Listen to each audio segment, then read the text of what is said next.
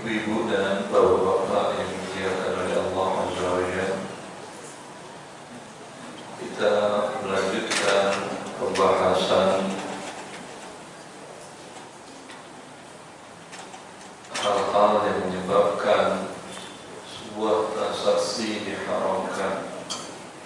Setelah sebelumnya kita menjelaskan tentang kezaliman dalam transaksi menyebabkan transaksi itu menjadi transaksi yang batil, uang dan barang menjadi barang dan uang yang haram.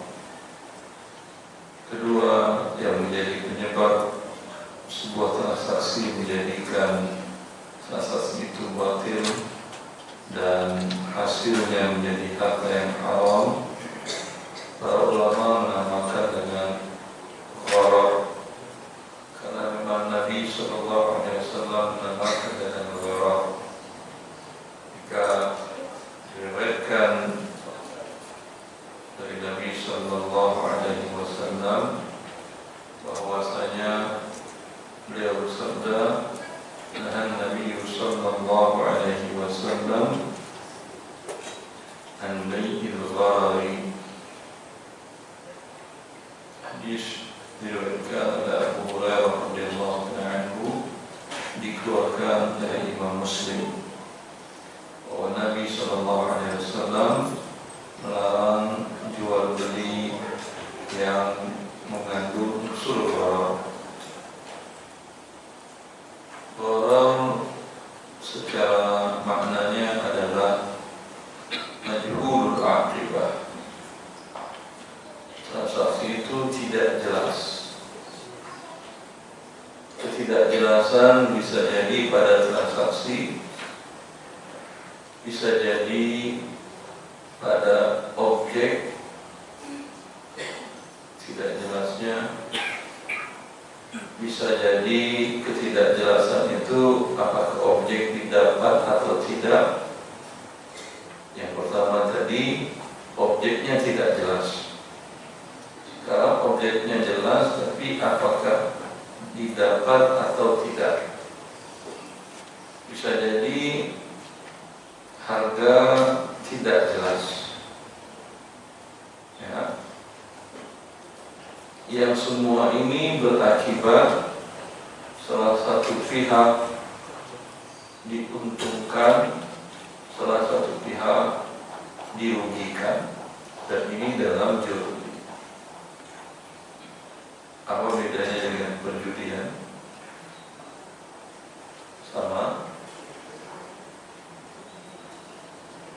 Sama dengan perjudian? Beda.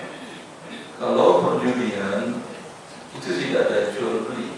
Jual beli itu artinya tukar menukar, imbal balik. Saya menyerahkan benda ini ke Anda, Anda menyerahkan uang, imbal balik. Ini jual beli. Gharar di sini, kalau umpamanya saya tutup, ini Anda tidak tahu ini dari awal ada kacamatanya, lalu saya katakan pada Anda, saya jual kepada Anda barang di dalam ini tidak boleh dibuka. Ya, bisa jadi ada kacamatanya, mungkin harganya menjadi 100.000, saya jual dengan harga 70.000. Bisa jadi tidak ada kacamatanya, yang ada hanya bawahnya pena atau apa. Ya, Anda katakan saya setuju. Ini jual beli gharar. Kalau judi, kalau Anda dapat, uang saya hilang. Kalau saya dapat uang lawan transaksi hilang, dan tidak dengan jual beli, dikaitkan dengan suatu peristiwa. Ya, suatu peristiwa. Umpamanya dia lempar kamu pegang yang mana? Yang burung, rumah adat juga ada. Rumah adat bunga ada. Rumah adat zaman berapa itu? 100 rupiah. Ya, 100 rupiah kalau minta satu ya. Minang ya. Yang tebal itu rumah adat Minang. Kalau rumah adat Jawa udah tipis itu. Tahun berapa rumah adat Jawa? 79, 71. Enak dengan 100 rupiah tebal. Kalau yang rumah adat keluar, kamu ambil barang ini. Ya, masing-masing store uang. Kita store uang, kita masukkan ke dalamnya dari 500 ya 500 ribu. Kalau yang keluar, saya lempar ke atas rumah adat, tapi kan rumah adatnya ya, ambil semua di dalamnya. Kalau yang keluar angka 100, saya ambil semuanya. Ini namanya judi. Dua-duanya sama haramnya, cuman ini penjelasan tentang definisi saja, penamaan. Kalau haramnya sama, jelas. Ada yang hampir sama juga, tetapi ini tidak mutlak haram. Seperti umpamanya undian. Undian bisa jadi haram, bisa jadi tidak haram. Contoh yang tidak haram ya adalah Nabi Sallallahu Alaihi Wasallam apabila beliau ingin keluar dari kota Madinah perang atau apa, beliau membawa satu dari para istrinya. Ini tidak mungkin dibawa semuanya. Tentu pasukan akan terbelah fokus mereka. Karena Nabi membawa satu. Nabi SAW bagaimana caranya untuk menentukan yang berhak? Pilih yang tua atau yang muda? Ini perang. Yang muda, yang tua. Muda, berperang. Kalau yang muda punya mesti panjang kan? Tak boleh. Ya, semuanya berhak menyamai Nabi SAW. Maka Rasulullah dengan cara mengundi. Caranya macam-macam. Kalau kita sweet atau apa, itu cara bagian dari mengundi. Seorang orang tua punya motor, mau diajak anaknya, anak ada 5, bisa 5 dan 1 motor? Bisa? Tidak bisa. Maksimal 2 ya. 2 satu di belakang, 1 di depan. Maka Anda minta anak-anak Anda sweet, siapa yang menang 2 orang ikut ayah. Mungkin ada yang mengatakan apa enaknya ikut ayah. Kalau pada kecil-kecil mesti suka mereka ikut ayah. Naik apalagi naik motor.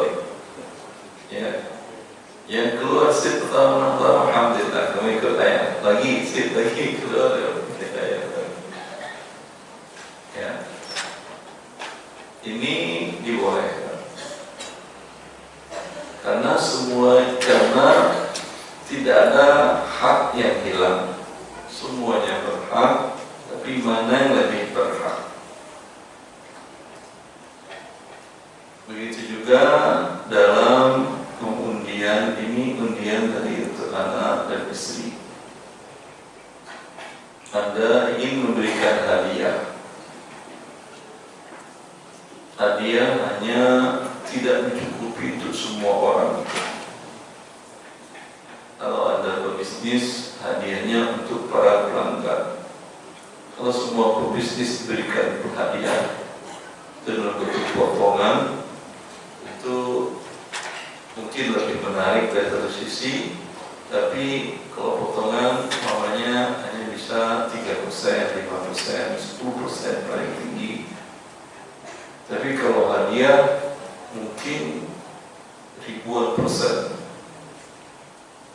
Ya, mungkin hadiahnya pelanggan setiap Anda ada salah satu teman yang jual ayam goreng, dia buat undian untuk pelanggan yang menang ke undian bisa hadiahnya umroh.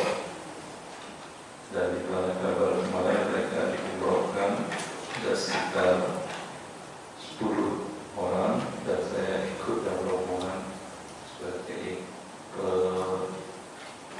Ustaz pembimbing. Ya, boleh ini? Boleh atau tidak? Kan tidak jelas ya yang mau berangkat kan ya. Ya, dalam undian ini tergantung. Kalau ada hak yang hilang, tidak boleh. Mohon maaf, di sana ketemu, silakan kembali atau kita bagaimana terus.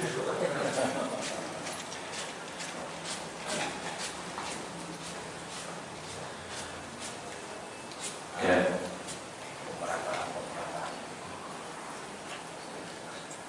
Kalau umpamanya harga normal sebelum ada undian, harga alhamdulillah normal. Ya, umpamanya untuk pisnya 15.000 rupiah satu potong, normal. Berarti ini hadiah murni, labanya dikurangkan, diberikan untuk sebagian, dan yang lain tidak dirugikan. Ya, ini murni hadiah. Tapi ada yang bentuknya tidak begitu. Harga dinaikkan dan si produsen ini bukan memberikan hadiah, tapi dari selisih itu dikumpulkan dari banyak pelanggan, ya, nanti diberikan kepada salah satu. Bisa dipahami, namanya harga produk ini normal 10.000 rupiah. Ketika bentuk yang pertama tetap 10.000 rupiah, tapi dia buat mulai dari Rajab sampai Syawal, kami memberi kesempatan kepada para pelanggan kami untuk mendapatkan undian umroh. Silahkan berbelanja, setiap belanja satu produk minimal 10.000 atau 20.000 mendapatkan kupon. Silahkan diisi nama, identitas, masukkan. Nanti waktunya akan kami umumkan undiannya, pencabutan undian, dan siapa pemenangnya, dan keberangkatan umrohnya nanti kami beritahukan. Ya, ini bentuk yang pertama. Ya, tetap harga 10.000 juga. Berarti dari mana ini biaya umroh? Dari laba dia. Ini murni hadiah atau tidak? Ini murni hadiah. Dia tidak berikan, tidak ada masalah kan? Memang itu ibarat harga barang. Jelas? Ya, ini boleh. Semuanya tidak dapat, tidak ada masalah. Kan saya tidak merugikan para konsumen yang tidak dapat. Ya. Ini undian yang seperti ini boleh. Adapun undian yang harga barangnya dinaikannya Rp1.000, ya, menjadi harga produk Rp11.000. Padahal ekonomi standar aman, kecuali memang ekonomi naik itu lain hal. Harga barang standar ekonomi aman, tapi dia naikkan Rp1.000. Pembeli dengan ada ini ingin dapat umroh, penjualan banyak, uang Rp1.000 yang terkumpul akan diberikan memberangkatkan umpamanya 10 pelanggan yang beruntun untuk berangkat umroh. Dari itu diambilkan. Ya. Ini berarti ada yang bayar Rp1.000 tapi uangnya hilang. Ada yang bayar Rp1.000 dapat 30 juta, umroh anggap 30 juta. Ini masuk perjudian. Ya, undian yang seperti ini masuk perjudian. Berarti undian tidak mutlak haram. Ada undian yang halal, ada undian yang haram. Bagaimana membedakan yang halal dengan yang haram tadi? Silakan Bapak.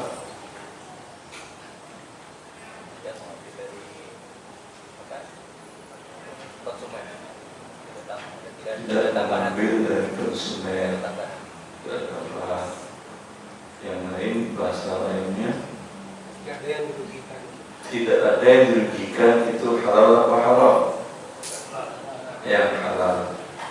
Tidak ada yang dirugikan. Umpamanya saya ingin mengajarkan buku ini kepada jemaah di depan ini, semuanya bapak umpamanya, tapi saya buat cuma satu umpamanya. Ya, saya katakan ini saya hadiahkan kepada siapa yang bisa menjawab pertanyaan saya. Ya. Apakah yang lain rugi ketika dapat salah satu orang? Dia nggak bayar apa-apa, karena itu kajian nggak bayar apa-apa. Ya. Tidak harus membayar sejumlah uang, maka tidak ada hubungan dengan ini. Tapi kalau Anda untuk ikut acara ini berbayar, lalu panitia mengatakan, Ustaz, agar acaranya lebih menarik, ada hadiah yang dilombakan diberikan kepada mereka dari uang pendaftaran keikut pesertaan dalam kegiatan tadi. Hadiah kita ambilkan dari itu, termasuk buku Ustaz kami beli 10 biji dan lain-lainnya. Silahkan dilombakan biar lebih menarik kajiannya, lebih semangat mereka mendengarkan materinya. Kalau ini bagaimana? Bolehlah, sebagian boleh, sebagian tidak boleh.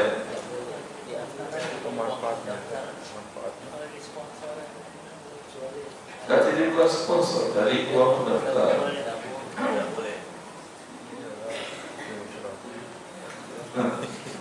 Kita tanya ke panitianya dulu. Ini hadiah murni dari uang mereka, memang dianggarkan dari awalkah, atau ini surplus kelebihan? Kalau dianggarkan dari awal untuk hadiah, berarti kan ini uang para peserta semua, ya atau tidak? Ini maka tidak boleh. Tapi kalau ini surplus,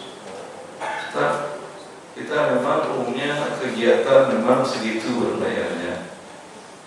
Pada keluar berjamaah dapat makan siang, dapat snack, ya. Mereka kalau di luaran itu untuk acara seminar mereka berbayar sampai 100.000. Kita hanya uang kepesertaan 30.000 aja. Ya, di mana yang dikurangi mungkin panitia tidak mengambil fee.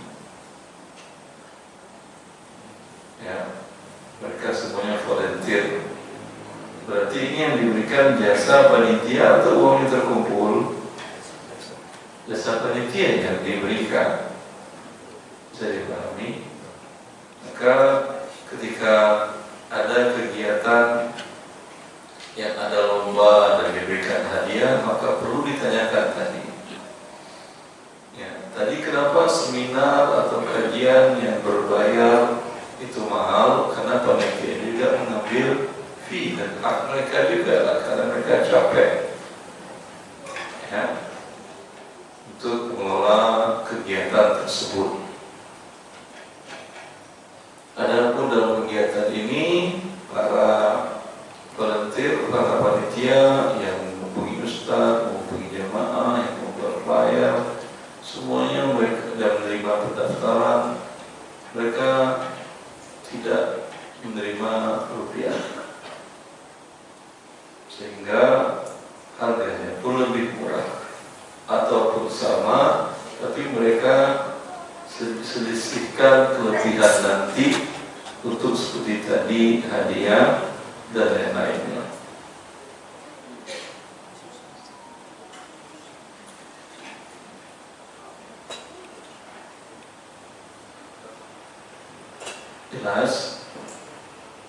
Jelas ini. Baik. Ini di dalam bahasa Arab dinamakan qur'ah, undian. Undian tidak mutlak haram tadi. Dan ini dalam Al-Quran dan hadis Nabi ada. Allah mengatakan, "Fastahamu fakana minal mudhadin." Maka mereka orang-orang yang di dalam kapal melakukan undian. Maka beliau tetap yang keluar untuk dibuang. Siapa beliau ini? Nabi Yunus. Alhamdulillah. Tak ada hadiahnya tadi. Betul. Nabi Yunus. Kisahnya ma'ruf bahwa Nabi Yunus alaihissalam meninggalkan kaumnya sebelum Allah perintahkan, karena beliau melihat azab sudah mau turun. Dan bagi para nabi dan rasul harusnya tidak boleh terburu-buru, tunggu perintah Allah dahulu. Dan ternyata umatnya Nabi Yunus ketika melihat azab akan turun dan nabinya sudah hilang, mereka bertobat kepada Allah. Ini satu-satunya kata Allah umat yang selamat dari azab Allah ketika azab akan turun. Mereka cepat kembali kepada Allah Azza wa Jalla. Adapun nabinya ditakdirkan oleh Allah pergi meninggalkan kaum tersebut. Beliau menaiki kapal. Di mana Nabi Yunus? Nabi Yunus berasal dari Nainawa, daerah Irak. Berarti kapal kemana beliau itu? Kapal di Irak ada beberapa sungai aliran besar. Ada Dajjal, ada Furat, ada Tigris.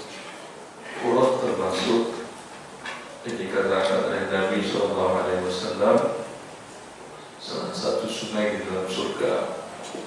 Dan tanda-tanda hari kiamat, debit air sungai Furat berkurang dan akan muncul di dasarnya emas. Ya, pulau ini mengaliri Irak, kemudian beberapa negara lain, Palestina, Irak, Yordan, Palestina, ada 3 negara, Suriah dan Palestina, 4 negara yang dialirinya. Karena itu perang akhir zaman akan berkecamuk di sini. Mereka semua orang berharap mendapatkan emas yang banyak dari situ, dan mereka saling bunuh. Ya, tiap 1000 orang yang hidup satu, dan setiap orang yang ingin masuk ke situ berharap dia adalah satu orang tersebut. Ini tanda-tanda hari kiamat. Dan karena itulah ini daerah sini menjadi permukaan negara-negara kuat yang mereka tahu tentang hadis Nabi SAW.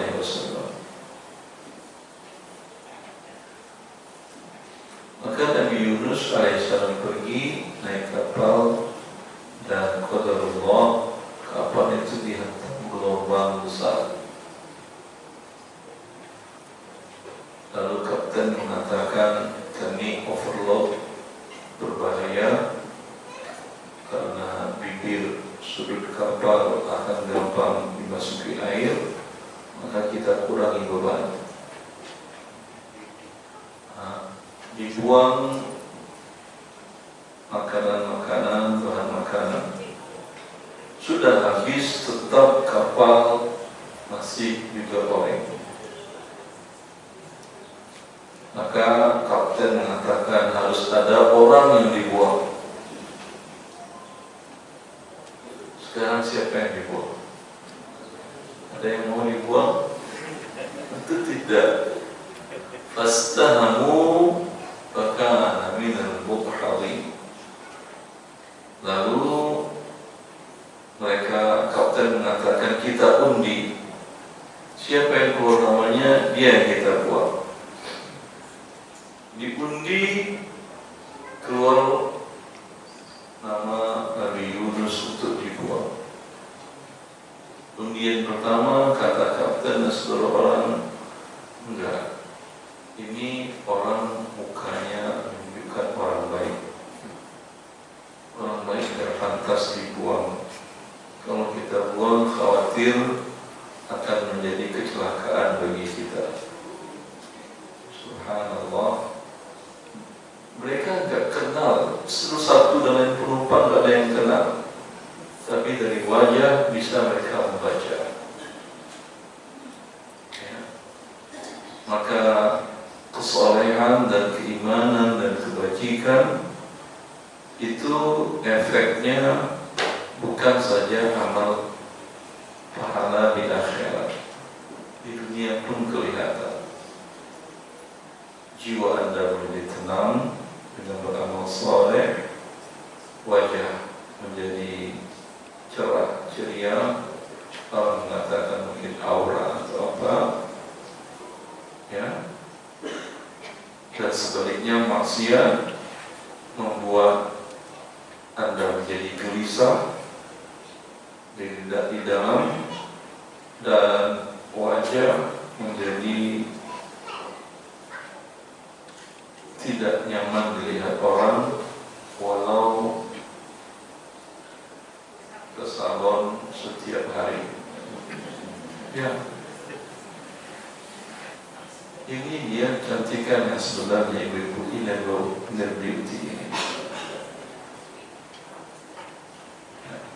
Salon bukan dilarang, silahkan ibu-ibu, tapi yang lebih penting adalah kesolehan.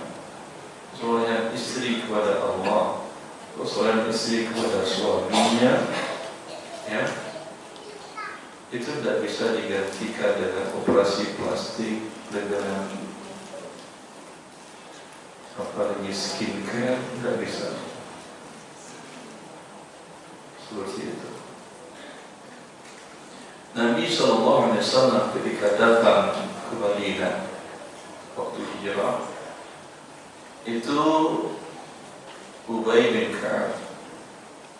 Ka'ab bin Ubay, seorang pendeta Yahudi, ketika dia masuk Islam,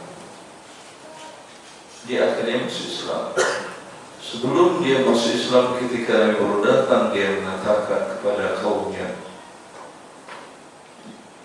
Ra'aitu Muhammadan ya'ti biwajhin laysa biwajhil kadhib. Muhammad yang diusir oleh kaumnya, oleh bangsanya, dari wajahnya tidak menunjukkan seorang pembohong. Dan Nabi dikatakan sebagai pembohong, membuat cerita, berdongeng, segala macam. Dari wajahnya tidak menunjukkan wajah seorang pembohong. Ya, itu begitu manusia. Saya Allah kemarin saya umrah. Ini bukan saya mensucikan diri, tapi ketika di imigrasi saya tes paspor imigrasi di Jeddah, ketua imigrasinya bilang, "Anda imam masjid?" "Kami imam masjid." "Tidak, saya dai aja, ya dai berdakwah." Kata beliau, "Yadhhar min wajhika ya Syekh." Kelihatan dari wajahmu. Ya, begitu manusia, bukan dengan ketakwaan, dengan kesolehan kepada Allah tampak sampai pada wajah. Maka kembali kepada Nabi Yunus tadi, mereka tidak tega hati membuang orang soleh, orang baik ke dalam laut, nanti malah sialnya datang ke mereka. Lalu diundi lagi, keluar lagi, nggak jadi lagi. Diundi yang ketiga kali, keluar lagi Nabi Yunus. Kata Nabi Yunus, "Kalian tidak tega, saya aja lah yang lompat." Ya iya, kalian ini kan daripada mati semua. Ya, subhanallah. Kemudian kisah yang masyhur, Nabi Yunus ditelan oleh ikan besar, dulu dinamakan dengan ikan nun, sekarang mungkin nama ikan paus atau apa. Nabi Yunus dimakan, dan ada satu doa beliau yang menyebabkan beliau bisa bertahan hidup selama dalam perut ikan itu sebulan lebih. Apa doanya?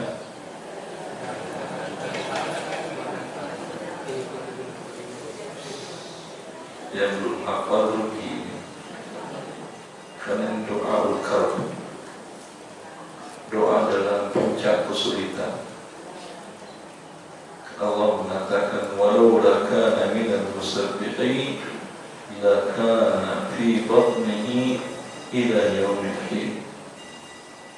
Kalaulah Yunus tidak bertasbih membaca doa ini, niscaya sampai hari kiamat di dalam perut ikan itu terus. Itu doa tasbih kepada Allah.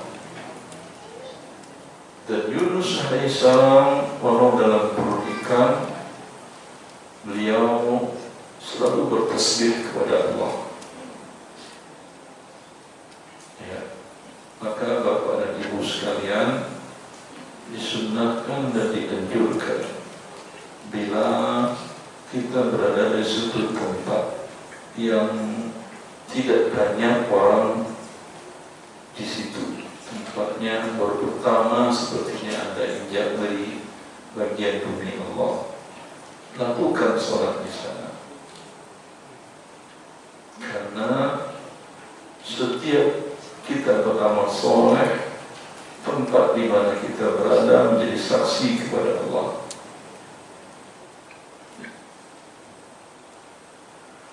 Dan para malaikat di langit mengatakan, kami mendengar tasbih seorang hamba-Mu ya Allah, tapi sekarang tasbihnya jauh di dalam bumi, jauh dari permukaan bumi. Allah Maha mengetahui. Berarti tasbih ini biasa kami dengar para malaikat, tidak sejauh ini posisinya. Allah mengatakan kepada para malaikat, adalah hamba-Ku Yunus, aku memberikan ujian kepadanya. Maka selalulah bertasbih Anda agar para malaikat mengenal tasbih Anda. Setiap kita punya jalur ke langit, melalui langit, lubang-lubang langit, dan bumi yang berada di sekitar kita menjadi saksi. Allah mengatakan, فَمَا بَكَتْ عَلَيْهِمُ السَّمَاءُ وَالْأَرْضُ. Allah menyatakan tentang orang-orang kafir, para pendurhaka, ketika mereka mati, langit dan bumi tidak menangisi. Para ulama tafsir menjelaskan maksud firman Allah ini. Mana implisitnya, bila yang meninggal, yang wafat, orang yang beriman, maka yang menangisinya bukan hanya umat yang selama ini mendapatkan faedah ilmu dari beliau, tapi langit dan bumi pun menangis. Ketika ditanyakan kepada salah seorang sahabat, dia mengatakan, iya, karena setiap kita memiliki jalur amal soleh ke langit. Ketika dia wafat, itu pintu amal soleh tertutup.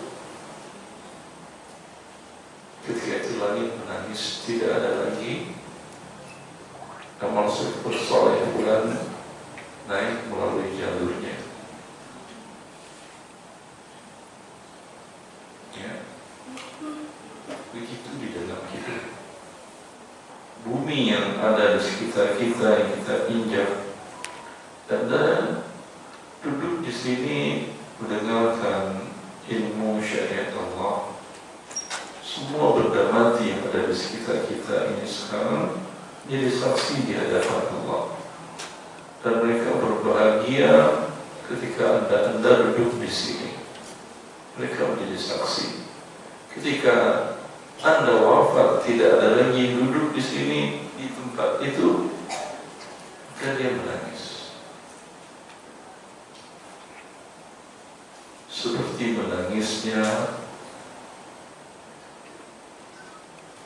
tiang korma dari batang korma yang selalu dipegang oleh Nabi SAW ketika Rasulullah SAW berkhutbah di masjid beliau. Ketika beliau dibuatkan mimbar 1, 2, 3, dia tidak lagi berpegangan ke tiang itu, korma itu. Maka ini tiang korma terseduh-seduh mengeluarkan suara tangisan. Diriwayatkan di dalam Bukhari. Seperti tangisan bayi. Para sahabat melihatnya, karena itu dinukilkan dengan sanad yang sahih. Di Imam Bukhari itu terjadi. Dan ini bukan sebuah kebohongan. Ya, sampai Nabi SAW turun dari mimbarnya dan beliau pegang itu tiang korma, dari pohon korma tadi menjadi diam. Ini artinya benda-benda padat di sekitar kita yang kita ketahui tidak punya nyawa, tidak punya rasa, ya, mereka bertasbih kepada Allah Azza wa Jalla. Ketika Anda bertasbih kepada Allah, mereka menjadi saksi dan menjadi senang karena seirama, satu aliran, sama-sama beribadah kepada Allah Jalla fi'ala. Maka ketika Anda wafat, mereka merasa ditinggal. Semua yang berada di muka bumi ini, Allah mengatakan, wa in min syai'in illa yusabbihu bihamdihi walakin la tafqahuna tasbihahum wa in min syai'in fil ardi was sama' illa yusabbihu bihamdihi walakin la tafqahuna tasbihahum. Tidak ada suatu apapun ciptaan Allah di bumi dan di langit melainkan mereka bertasbih kepada Allah. Tapi kita manusia tidak tahu, tidak paham bagaimana mereka bertasbih. Beberapa peneliti dari Jepang, mereka membuat penelitian dengan nanosismik, Allah saya belum mengerti, saya baca terhadap dedaunan itu. Dedaunan itu mengeluarkan gelombang suara, ya, gelombang suara. Mau dinyatakan oleh secara sains atau tidak, ini ketika Allah yang mengatakan, kita sebagai seorang muslim pasti meyakini bahwa tidak sesuatu pun melainkan mereka bertasbih kepada Allah Azza wa Jalla. Dan khusus untuk orang yang bertarbiyah, yang mengucapkan labbaik Allahumma labbaik, tidak dia melewati hajar wa madar wa syajar, tidak batu dan pohon yang dia lewati, mulai dari dia mengucapkan tarbiyah, melainkan semuanya ikut bertasbih kepada Allah Azza wa Jalla. Itu harmoni hidup ini. Maka ketika seseorang itu wafat, ini berhenti mereka. Enggak ada ini orang yang bertasbih bareng kita lagi. Sebaliknya, orang-orang yang tidak pernah bertasbih kepada Allah Azza wa Jalla, fama bakat alaihi as-sama'u wal ardh, langit dan bumi tidak akan menangisinya, karena tidak ada punya jalur khusus, tidak ada interaksi langit dan bumi dengan orang ini, dengan makhluk ini. Beda dengan makhluk yang tadi yang taat kepada Allah, yang bertasbih kepada Allah Azza wa Jalla. Kembali kepada Nabi Yunus alaihissalam tadi. Maka Nabi Yunus keluar dari perut ikan tadi dengan doa yang boleh dilantunkan, dan Nabi mengatakan ini doa ulkar. Ya, yang belum hafal silakan dihafal. Yang sudah hafal, ajarkan kepada anak dan istri teman yang belum hafal. Baca. Kapan bacanya Ustaz? Ada sebagian orang mengatakan bila saat melahirkan, menghadapi hambatan, baca doa ini. Dulu waktu saya di Saudi, istri saya ketika ingin melahirkan, itu banyak teman-teman Saudinya yang mengajarkan untuk baca la ilaha illa anta subhanaka inni kuntu minadh dhalimin. Kapan saja itu doa, kalau itu dalam kondisi Anda dalam sangat berat. Kalau bahasa ini senjata pamungkas. Ya. Dan tidak mesti harus untuk ini, untuk itu, tidak. Mungkin berat hidup Anda, sosialnya dengan tetangga, ya, baca doa ini. Berat dengan suami, dengan menghadapi anak-anak, baca doa ini. Berat dengan istri, dengan teman di kantor, dengan atasan, baca doa ini. Ya, tidak pun belum, tidak mungkin, belum dikabulkan oleh Allah, baca terus, karena Anda membacanya ini sebuah pahala yang membuat langit dan bumi mencintai Anda dan menangisi kepergian Anda nanti ketika tidak ada suara Anda yang melewati mereka lagi yang mengucapkan tasbih kepada Allah Azza wa Jalla. La ilaha illa ant subhanak inni kuntu minadh dhalimin.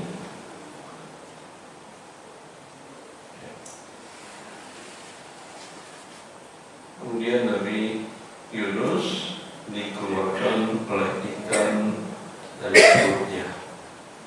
Kebayang tuh, sekian lama dalam perut ikan, keluar ke permukaan bumi, butuh makanan. Allah mengatakan, فَأَنبَتْنَا عَلَيْهِ syajaratan min yaqtin. Kami teguhkan di tempat Yunus terdampar itu pohon labu.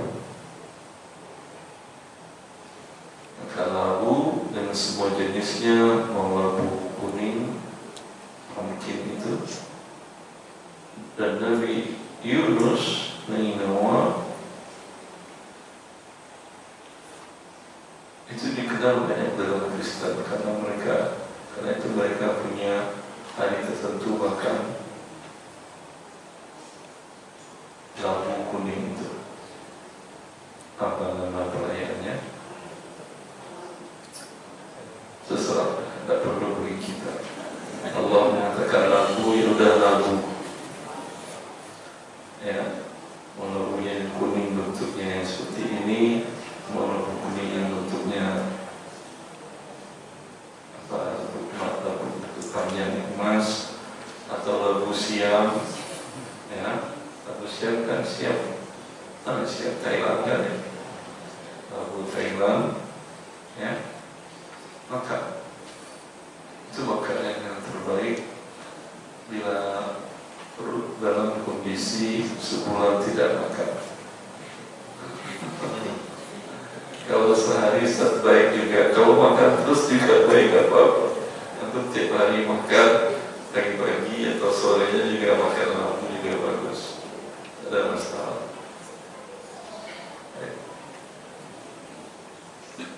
Ini undian tadi ya. Sepertinya waktunya masuk surat jawab. Ya. Tadi sudah apa itu doa, kemudian apa itu qimatul judi, dua-duanya ini diharamkan. Kemudian undian ada yang diharamkan, ada yang tidak. Yang diharamkan bila dengan undian itu menghilangkan hak orang lain. Bila hak orang lain, hak orang tidak ada yang dihilangkan, maka undian tadi tidak ada masalah, tidak dibolehkan. Silahkan Bapak Ibu mau punya pertanyaan. Izin tanya Ustaz. Assalamualaikum warahmatullahi wabarakatuh. Assalamualaikum. Ada lain? Ada pertanyaan langsung Ustaz? Ini Bapak, sebentar. Ada Bapak di depan yang bertanya langsung, satu dulu ya. Silakan Bapak. Ada program namanya yang ramai ini namanya fundraising. Fundraising Penggalangan dana. Nah, Kami berniat melakukan penggalangan dana. Lalu ajakannya adalah jadi fundraising itu penggalangan dana, dan ini lagi ramai. Kalau di beberapa masjid ada fundraising dengan pengajakan kepada umat jemaah itu adalah dengan makan gratis di masjid misalnya. Kami ingin melakukan itu. Dana dikumpulkan untuk makan gratis. Ya, itu banyak sekali di sekarang ini. Nah, kalau kami ingin melakukannya ini, kalau itu kan dapat dana dari masyarakat atau jemaah, lalu diberikan makan, lalu makannya diberikan kepada jemaah yang hadir di satu masjid. Yang kami mau lakukan adalah fundraising, penggalangan dana dengan mengajak bersedekah air minum. Kami tawarkan misalnya sedekah air minum itu Rp5.000 untuk dibagikan nanti kepada jamaah. Namun nilai Rp5.000 itu ternyata yang kami dapatkan hanya digunakan sekitar Rp3.000 untuk menjadi satu produk. Rp2.000-nya adalah untuk operasional dan pembelian material. Apakah ini bisa dijelaskan tentang hukumnya dengan Islam? Terima kasih. Assalamualaikum warahmatullahi wabarakatuh. Subhanallah, kaum muslimin di negara kita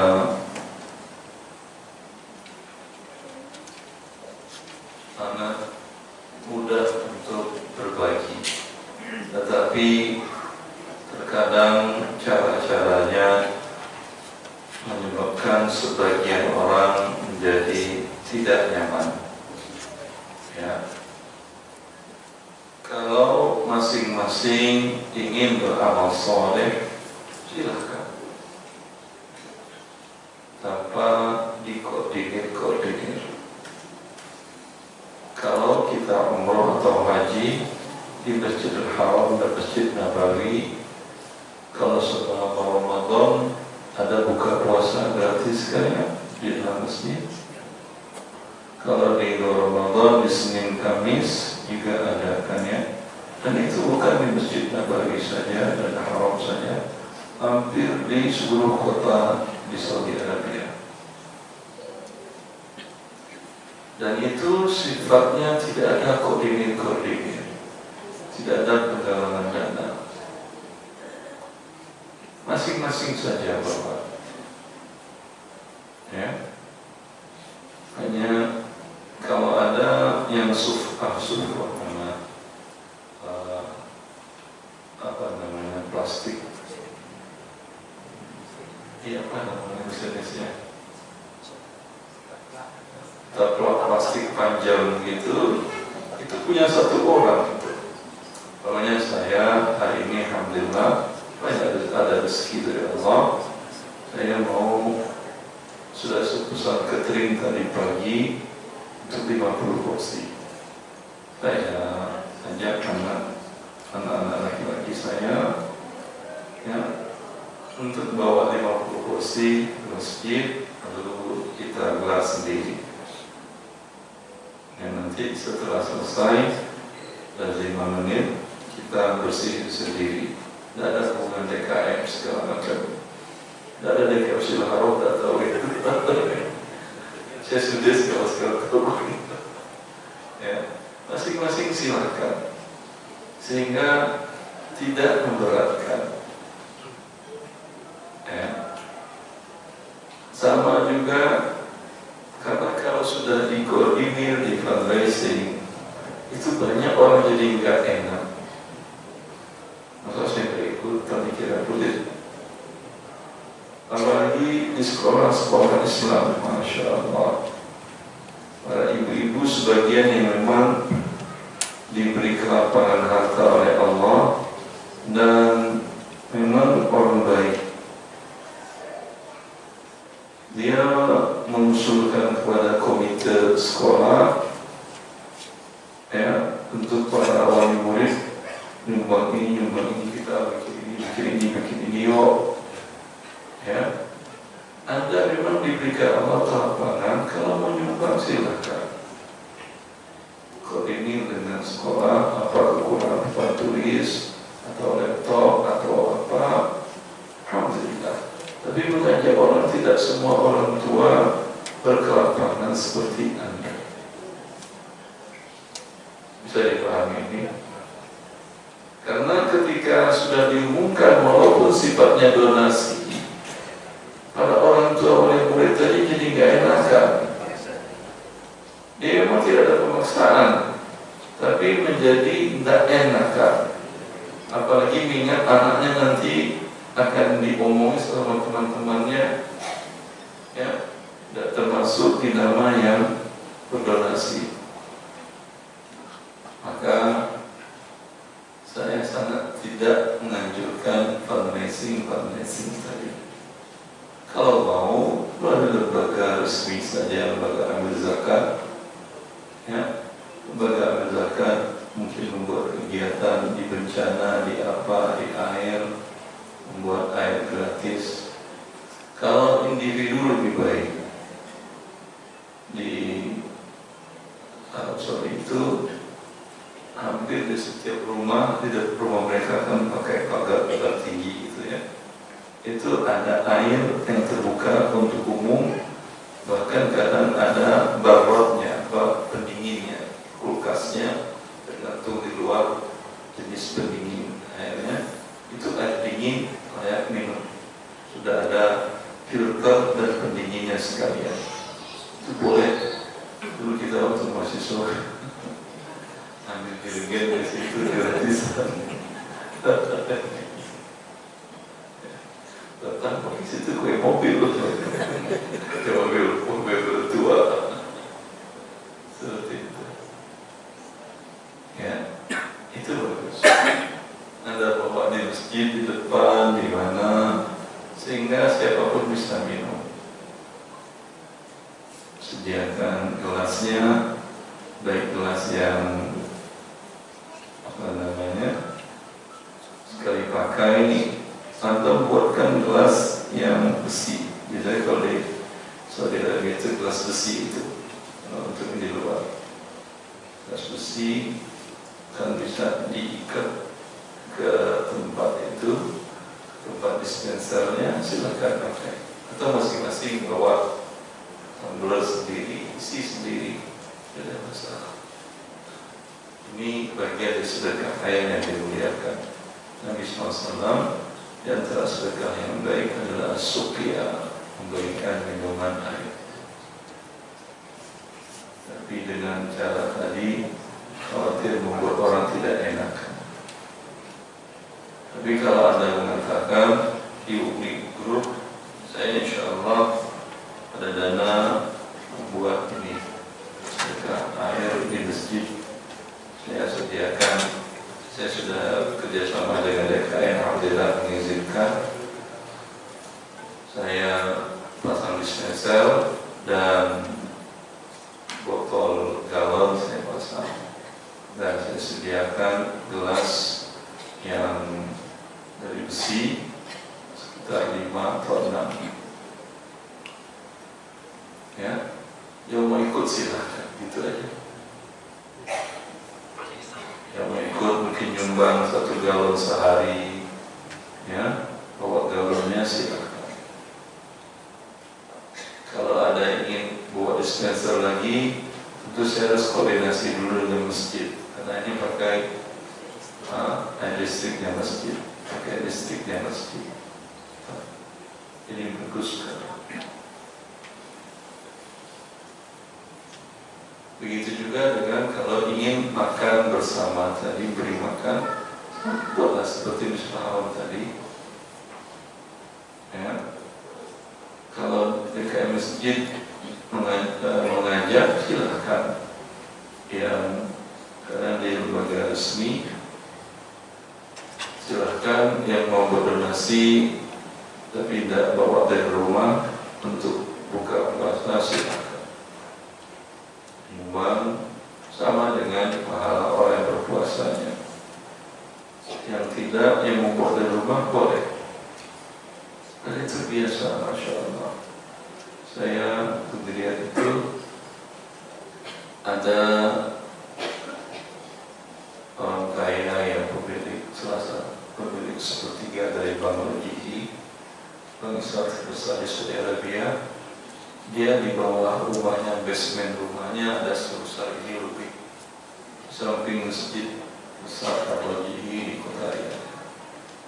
Setiap makan siang, semua jemaah yang mau ikut entah dari mana ikut makan siang di basement rumahnya silakan. Ada kambing guling macam-macam. Yang mau perbaikan gizi silakan. Saya lumayan banyak tahu karena mahasiswa.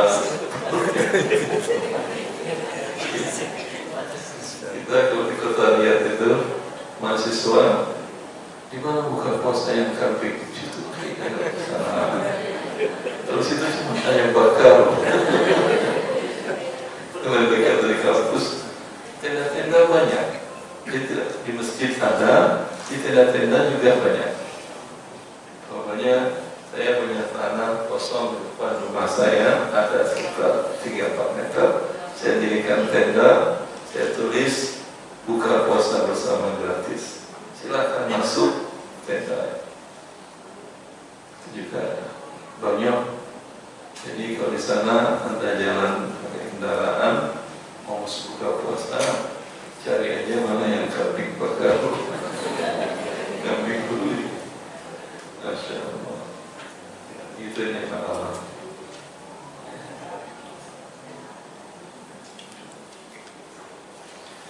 Bismillah. Selanjutnya,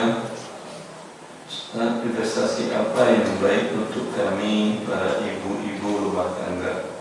Misal kami ada sedikit dana 5 sampai dengan 10 juta, mau kami belikan emas. Sekarang sulit mendapatkannya, harus ambil nomor antrian dan sering tidak ada stok bahan emasnya. Untuk saham, apakah kami bisa dapat info investasi saham apa yang halal yang bisa kami investasikan? Bagaimana dengan RPS Rendana? Mohon info ya, Masya Allah. Kalau untuk emas mini gold, ada beberapa perusahaan mini gold yang syariah, yang akadnya dia datang ke tempat Anda.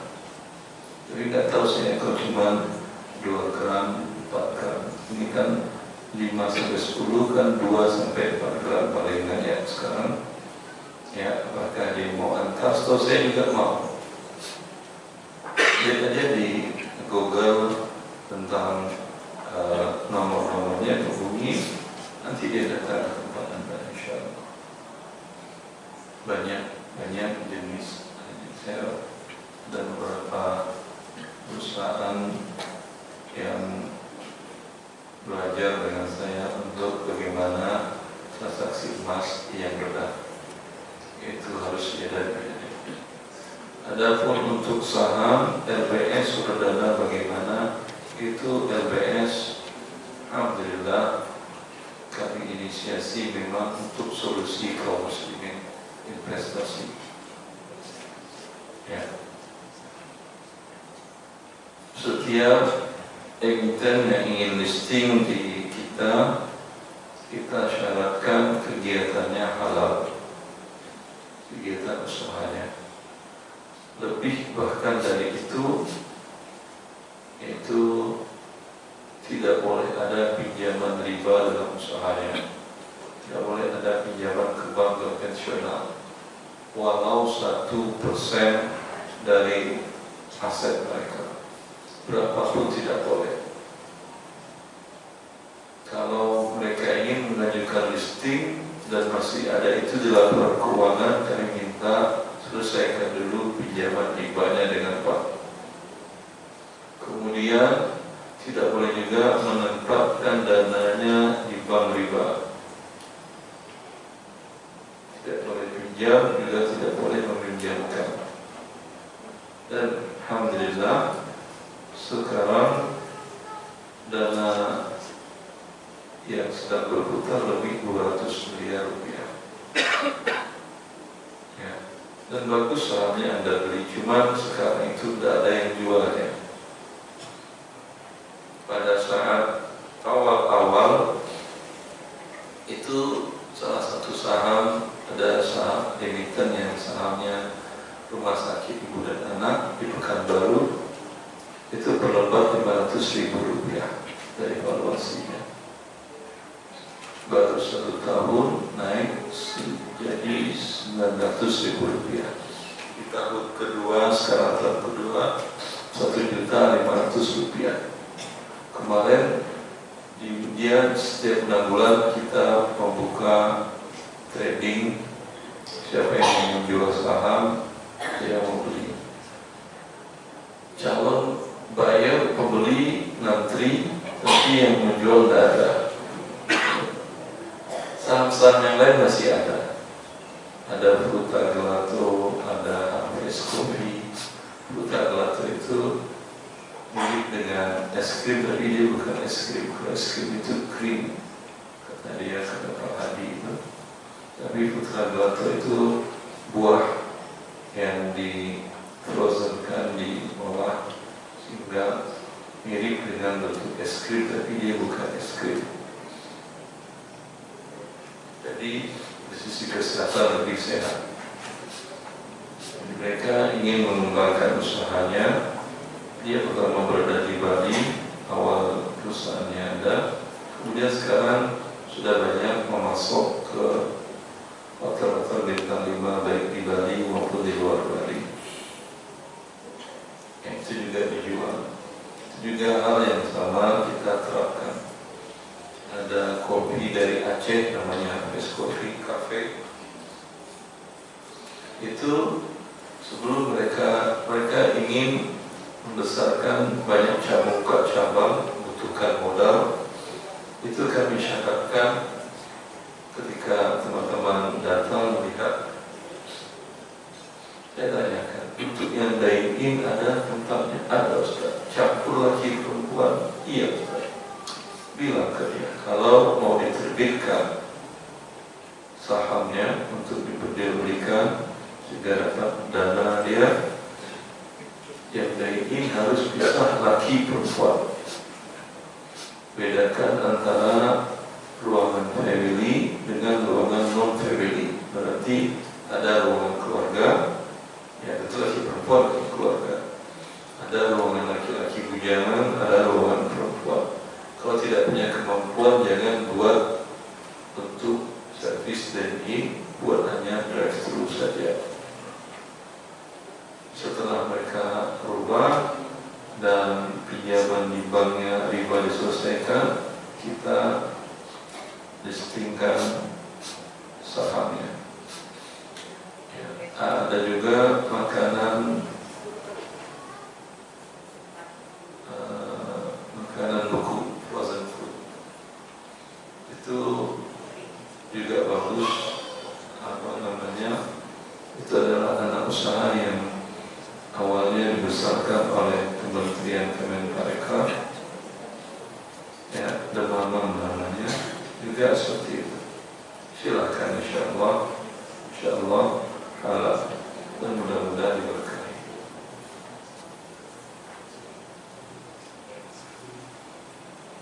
Ustaz, ada di depan pertanyaan. Di sini masih ada banyak orang. Ini bapak ibu-ibu, sabar ibu ya. Saya jaga dulu aja ya. Saya mau menjual emas ke adik saya, tapi saya di Bekasi, adik saya di Surabaya. Apa bisa saya kirimkan emasnya dulu? Kalau sudah sampai, baru adik saya transfer. Atau bagaimana yang sebaiknya agar tidak jatuh dalam riba, karena saya butuh uang dan adik saya butuh emas. Kami sudah deal harganya. Deal harganya ini tidak boleh. Anda kirimkan dulu emas sebagai pinjaman, kalau tiba dia kirimkan juga di waktu yang sama rupiah ke rekening Anda sebagai pinjaman. Ketika emas sampai, tinggal Anda akadkan. Uang kamu yang kakak pegang sebagai pinjaman itu, ini kakak konversikan menjadi uang pembelian emas ya. Emas kan sekarang di kamu, uang sudah dikakak. Ya, setuju Kak? Kurang atau lebih Kak? Ya harus sama. Kalau kurang kamu namanya kemarin itu dengan kurs 2.700.000. Sekarang masih ada 2.700.000. Kalau di koran, di media ya 2.700.000. Tapi kalau di pasaran ada di bawah 3 juta. Kurang lebih sekarang 29 kakak jual ke kamu. Kirim 200.000 per gram, ini transfer 100 gram, berarti 20 juta lagi transfer sekarang. Jangan ditutup handphone kamu, ya, kamu pakai handphone lain untuk mobile banking, ya, karena majelisnya adalah omongan. Tertutup omongan Anda, pindah buka aplikasi baru, ya, menjadi tidak semajlis lagi, menjadi batal. Ya, itu cara. Ustaz mau menanyakan pinjaman yang sudah lama sekali 20 tahun lebih. Apakah kalau dibayarkan pada saat ini perhitungannya disamakan dengan harga emas pada saat ini? Jawabannya iya. Tanpa ada surat perjanjian mengenai pengembaliannya kapan dan bagaimana, jazakallahu khairan Ustaz. Sekarang dia belum bayar, ya tenang aja dulu. Kalau dia mau bayar, dia katakan sekarang dulu Anda pinjam 1 juta di tahun 2000 berapa per gram emas? Masih 100.000 dapat 10 gram dik. Sekarang 1 juta itu 0,5 gram dik. Kamu kewajibannya membayar 10 gram. Kalau mau dibayar pakai uang sekarang adalah 30 jutaan. Silahkan dibayar sekarang. Nanti aja dah, nanti naik begini ya. Itu bukan riba. Itu bukan riba. Itu hak Anda, dan para ulama dunia mengeluarkan fatwa seperti itu. Konferensi ulama dunia di Tobik Falam Islami yang berusaha di Mekah, bila terjadi inovasi yang besar, itu kan besar itu namanya, ya, maka utang jangka panjang tadi dibayarkan dengan barang yang lindung nilainya kuat seperti emas. Tapi kalau dia bilang, Kak, jangankan untuk 20 gram emas, ya, 2 gram emas saja saya susah, Kak. Tidak berapa kau punya uang berbayar. Sisanya berarti Anda sedekah. Dia bayar 1 juta, Anda terima 1 juta, berarti sedekah Anda 19 juta rupiah. Tak rugi di sisi Allah. Afwan Ustaz mau tanya di luar tema, berapa zakat untuk rumah kedua, 3, 4, atau zakat untuk mobil kedua, 3, 4? Barakallahu fiik. Dalam Islam tidak ada zakat progresif. Barang yang dipakai tidak ada zakatnya. Kalau rumah kedua, 3, 4, mobil 2, 3, 4 dipakai, tidak ada zakatnya, karena barang pakaian. Kalau disewakan, tidak ada zakat rumahnya, hanya zakat uangnya. Kalau tidak disewakan dan tidak dipakai, Anda berdosa, tapi tidak ada zakat. Karena buat rumah 2, 3, 4 untuk hantu dan jin. Ya, Nabi SAW mengatakan itu.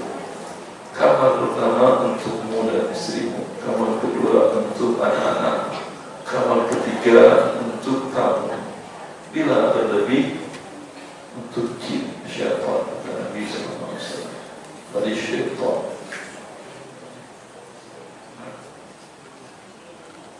Manfaatkan, digunakan. Allah beri ada nikmat, ya, Anda buang-buang beri nanti hanya beranak malah ada pusing. Kalau memang belum mau disewakan, mau dijual apa segala macam, dimanfaatkan yang penting. Minta umpamanya apa jadikan rumah kafir sementara waktu dan seterusnya. Banyak manfaatnya, namanya rumah banyak. Ustaz, bagaimana kita tahu undian itu halal haram jika ada hadiah umrah di toko HP? Kita tidak tahu biaya umrahnya dari mana, apakah harus bertanya ke pemilik tokonya? Anda lihat saja harga HP-nya lebih tinggi nggak dari harga HP toko lain. Kalau normal nggak ada masalah. Ya umpamanya HP Samsung jenis serial ini di toko luar 10 juta, di sana juga 10 juta. Aman. Toko luar 10 juta, di mereka 12 juta. Ini kemungkinan dari 2 juta ini diambilkan.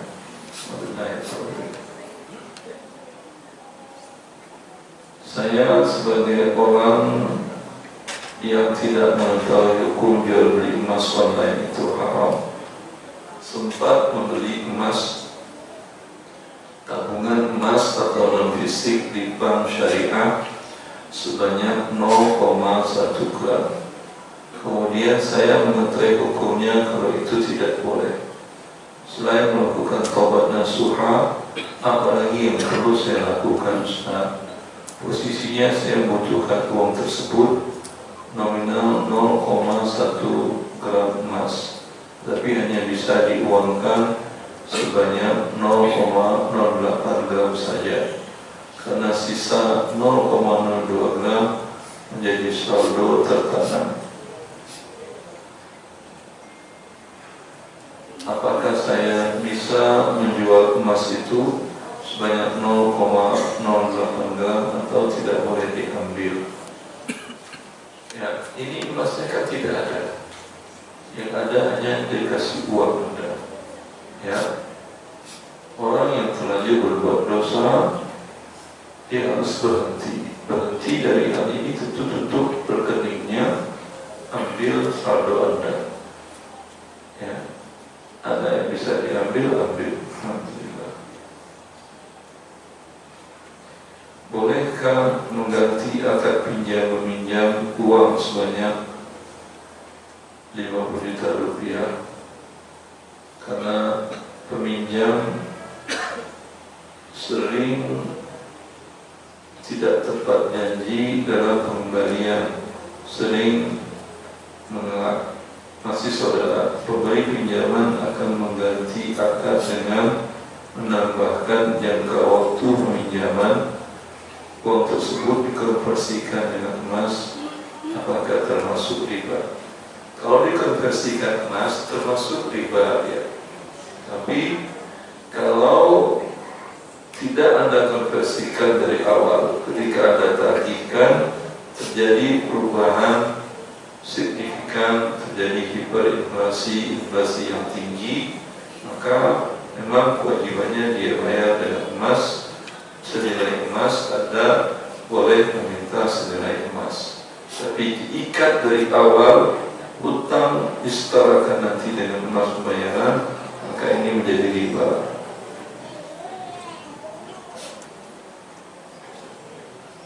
Nabung di reksadana saham syariah di bank syariah mandiri haram atau tidak, Ustaz? Wallahu a'lam. Standar saham syariah dan menurut bank syariah fatwa DSN itu aneh. Suatu saham itu dinyatakan syariah, jadi kami tadi 3 syaratnya. Mereka hanya 1 syaratnya, yaitu kegiatannya halal, usahanya halal. Tidak disyaratkan harus pinjaman ribanya tidak ada. Masih boleh ada pinjaman ribanya, tapi harus di bawah 45% dari kapital aset, dari keseluruhan modal. Ini kan aneh. Riba 50% halal. Padahal riba dosa besar, bukan dosa kecil. Kalau kita ambil kesimpulan dosa besar di bawah 25% haram, hancur dunia. Berarti berzina di bawah 45% halal, mencuri, merampok 50% halal, dan seterusnya. Angka 45% dalilnya tidak disebutkan di fatwa itu, dan saya juga tidak tahu dari mana dapat dalilnya itu 45%. Ya, ribanya 1 perak saja kata Nabi sama berzina 36 kali, sama dengan berzina dengan ibu sendiri. Itu 1 perak, bukan 1%. 1 perak itu kalau perusahaan yang nilainya ratusan miliar, 1 perak itu 0,00001%. Sudah segitu besar dosanya. Maka itu yang menyebabkan reksadana syariah, saham syariah itu tidak menjadi syariah. Jelas. Yang terakhir dari tulisan, bagaimana hukum pembelian dengan pembayaran Shopee Pay buat menjelaskan ke anak. Nah, kalau saya tidak paham ini maksudnya. Silakan, ada ibu, sudah jam 11. Masih Ustaz, Masih. pertanyaan. Assalamualaikum Ustaz, Assalamualaikum. bagaimana cara memilih platform investasi syariah yang baik dan benar? Kasus DSI, Dana Syariah Indonesia, baru-baru ini menjadikan kami takut untuk investasi di crowdfunding. Yang takut ada masalah, yang berani ada masalah juga. Ya, cuma bagaimana mencarinya? Perhatikanlah, ya semuanya berizin OJK. Kami sampai seluruh dana juga crowdfunding, tapi bukan untuk pinjaman. Kalau itu bentuknya pinjaman dan dia itu riba. Kalau mereka namanya Dana Syariah Indonesia, karena bentuknya adalah peer-to-peer lending. Peer-to-peer lending itu platform borrower, ada yang butuh dana kayak pinjol, dan kalau yang pinjol kan non syariah, bahkan ada yang tidak berizin. Kalau yang berizin pindar namanya, kan pinjaman daring. Ya, berizin OJK. Tapi izin OJK bukan berarti dia halal dan bukan berarti dana Anda aman. Dan investor, ada yang butuh, saya butuh uang 1 juta, dia buat di ruangan yang butuh borrower.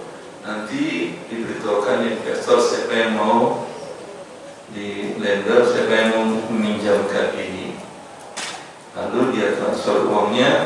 Kalau yang kalau yang berizin OJK, uangnya tidak masuk ke platform itu. Uangnya masuknya ke bank, ke safe custodian, bank custody, bank yang khusus untuk ditunjuk properti, bank khusus untuk investasi. Lalu masuk ke rekening si borrower peminjam. Ya, kalau jumlahnya besar mungkin butuhnya 100 juta, nanti per investor 110 juta, ada 10 orang nanti begitu. Kapan dia bayar? Dia bayarkan ke banknya dia tadi, nanti bank sendiri langsung mengirimkannya ke investor. Jadi platform sebetulnya dia hanya sebagai perantara saja. Ya, tidak ada dana yang singgah di dia. Itu yang melalui OJK. Yang DSI itu saya tidak terlalu paham. Harusnya seperti itu juga. Harusnya dia tidak tidak diberikan sanksi apa-apa, karena mereka langsung dia yang hanya sebagai perantara doang kan ya, iya atau tidak? Ya. Tapi kalau di kita di crowdfunding itu bukan bentuk pinjaman, bentuknya investasi permodalan usaha. Ada kita syaratkan yang butuh itu perusahaan UMKM, tidak perusahaan besar, yang dibutuhkan maksimal 10 miliar, minimal 500 miliar kita syaratkan. Pokoknya dia dapat proyek pembuatan baju seragam, ya, untuk beli bahan baku sudah tidak ada modalnya butuh dana 3 miliar beli bahan baku. Nah, kita terbitkan, setelah kita lihat usahanya bagus, itu namanya proyek sukuk namanya. Kita terbitkan, kemudian uang masuk ke bank custody, tapi masuk ke bank custody, setelah masuk ke bank custody, langsung bank custody mengirimkan ke penerbit. Kirimkan ke penerbit, kita akadkan sebelumnya adalah penerbit juga setor dana agar terjadi syirka, kerjasama kepemilikan proyek itu. Namanya dia 10%, investor 90%, 300 juta dari penerbit, sisanya 2,7 dari investor. Lalu setelah uang sampai di tangan 2,7 tadi, kita sebagai penyelenggara mengatakan belikan barang. Kami atas nama investor meminta Anda mewakilkan kepada Anda untuk membeli barang dengan uang tadi. Setelah barang diterima bersama, barang milik bersama.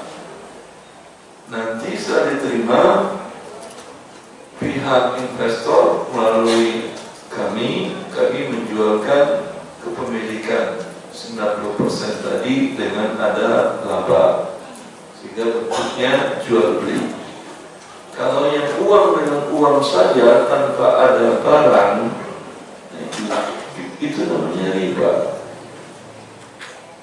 Dan walaupun perusahaan UMKM tadi sudah kami lihat laporan keuangannya mesti 2 tahun belakangan, kemudian dia dapat proyek dari mana? Tadi kita dapat proyek dari jamaah Masjid X, itu juga kami telusuri Masjid X tadi DKM-nya, dan kita lihat track record Masjid X tadi ada pernah bermasalah enggak dengan para pengusaha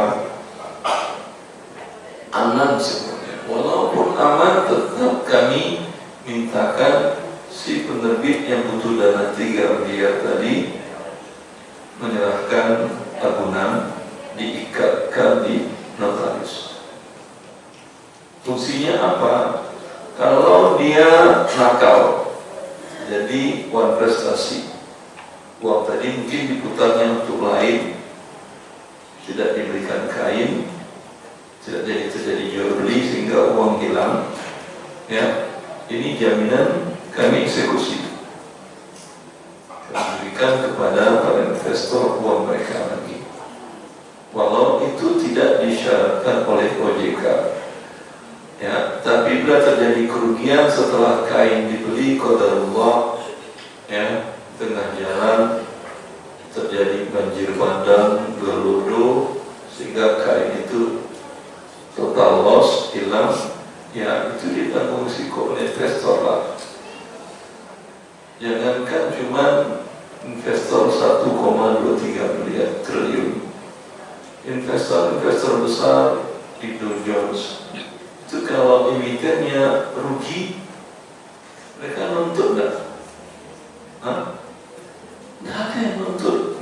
Itu perusahaan-perusahaan dengan triliunan, kuadriliun malah. Kalau kerugian murni akibat di luar kemampuan bisnis, tapi Kalau akibat kelalaian itu iya. Dan sekarang makanya pihak yang berwenang mereka hanya melihat ada kelalaian dan ini DSI. Kalau tidak ada kelalaian tidak ada. Kan karena dari awal bentuknya langsung. Ya salah sendiri kenapa Anda mau invest di situ. Maka untuk cara mengetahui mana yang aman, mana yang tidak, lihat di prospektusnya adakah persyaratan jaminan kepada penerbit atau tidak. Kalau tidak ada jaminan, ya lihat track record usaha itu tadi. Karena walaupun terkadang pernah ada kasus sudah diterbitkan disalistingkan sukuk sebuah perusahaan, dia dapat proyek dari Kementerian Perdagangan, sudah terjual beberapa lembar. Saya menerima WA dari salah seorang pejabat di Kementerian Perdagangan, Ustaz, itu proyek untuk perusahaan X yang listing itu proyeknya palsu itu Ustaz, tidak ada proyeknya itu.